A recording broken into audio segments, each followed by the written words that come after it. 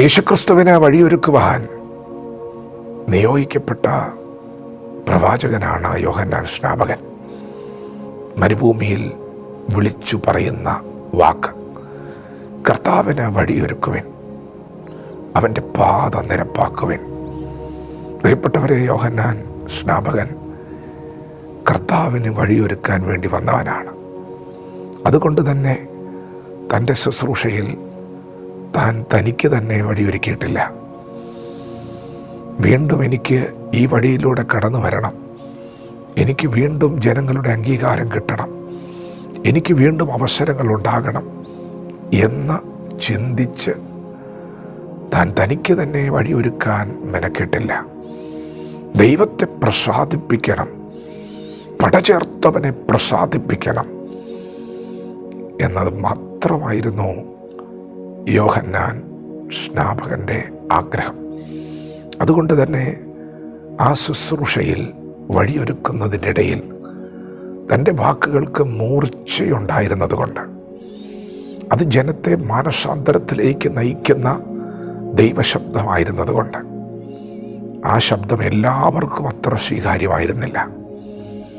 ഹെരോദാവ് ആ ശബ്ദം കേട്ട് വല്ലാതെ അസ്വസ്ഥനായിരുന്നതുകൊണ്ട് ആ വഴിയിൽ അവനെ ഒതുക്കുകയും അവൻ്റെ തലയെടുക്കുകയും ചെയ്തു എന്നതാണ് ചരിത്രം. യോഹന്നാൻ സ്നാപകൻ്റെ തലയെടുത്തു. പ്രിയപ്പെട്ടവരെ, യോഹന്നാൻ കർത്താവിന് വേണ്ടിയാണ് വഴിയൊരുക്കിയത്. ലോകം അവന് വേണ്ട സ്വീകരണം നൽകിയില്ല. ഒത്തിരി നാളുകൾ വാർദ്ധക്യം വരെ ഒന്നും ശുശ്രൂഷിക്കാൻ കഴിഞ്ഞില്ല. എന്നാൽ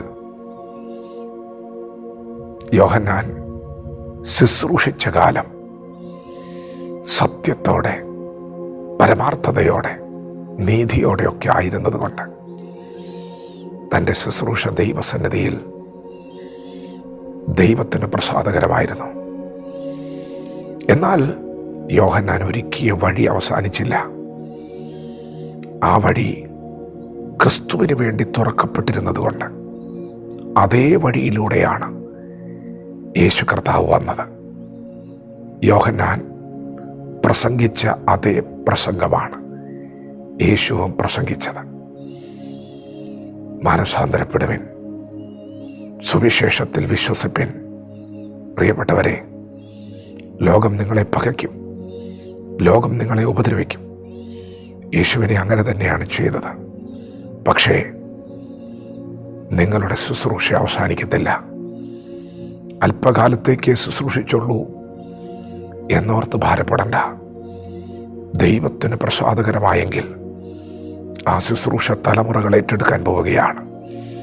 ആ ശുശ്രൂഷയിൽ ചലനങ്ങൾ സംഭവിക്കാൻ പോവുകയാണ്, രൂപാന്തരങ്ങൾ നടക്കുവാൻ പോവുകയാണ്. വിശ്വസിക്കുക, ദൈവമാണ് നിന്നെ ശുശ്രൂഷ ഏൽപ്പിച്ചതെങ്കിൽ ദൈവം തന്നെ അത് പൂർത്തീകരിക്കും. അത് ദൈവത്തിന് പ്രസാദകരമാണ്. ശക്തിയോടെ വേല ചെയ്യുക, വചനത്തോട് പ്രതികരിക്കുക. ദൈവം നമ്മെ ഓരോരുത്തരും ഈ പകൽ അനുഗ്രഹിക്കുമാറാകട്ടെ. ആമേൻ.